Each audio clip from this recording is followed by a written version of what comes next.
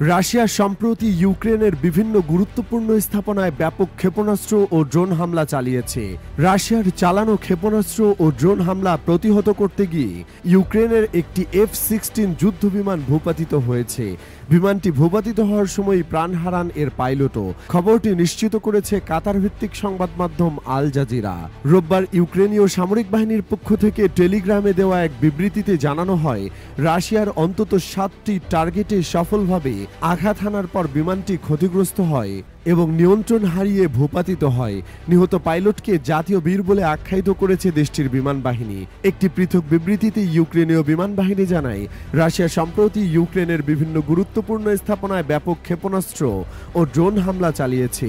এই হামলায় 537টি ক্ষেপণাস্ত্র ও ড্রোন ব্যবহার করে রাশিয়া।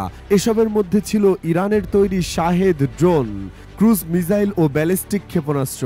ইউক্রেন দাবি করেছে তারা এর মধ্যে 475টি হামলা প্রতিহত করতে সক্ষম হয়েছে। ঘনবসতিপূর্ণ এলাকাগুলোতে হামলার প্রভাব ছিল ভয়াবহ।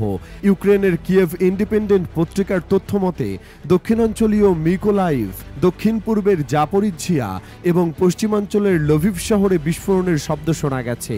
এই হামলায় বেসামরিক অবকাঠামোর ব্যাপক ক্ষতি হয়েছে। চেরকাসি অঞ্চলের গভর্নর ইহোর তাবুরেৎস জানান, এই অঞ্চলে অন্তত 6 জন আহত হয়েছেন এবং কয়েকটি আবাসিক ভবন ও শিক্ষা প্রতিষ্ঠান ক্ষতিগ্রস্ত হয়েছে। তার ভাষায় 3টি বহুতল ভবন ও একটি কলেজ আঘাতপ্রাপ্ত হয়েছে। আহতদের হাসপাতালে ভর্তি করা হয়েছে এবং উদ্ধার তৎপরতা চলছে।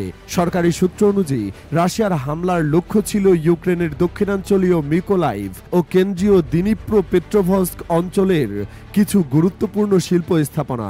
স্থানীয় প্রশাসন ক্ষতিগ্রস্ত ভবনগুলোর ছবি প্রকাশ করেছে, যেখানে ধ্বংসস্তূপ, পোড়া দেয়াল, ভাঙা জানালা ও হতাহত সরিয়ে নেওয়ার দৃশ্য উঠে এসেছে।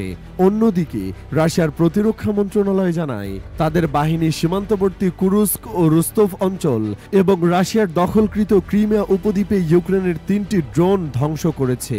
মস্কোর দাবি, এসব হামলা প্রতিরোধের মাধ্যমে তারা তাদের আকাশসীমার নিরাপত্তা নিশ্চিত করেছে।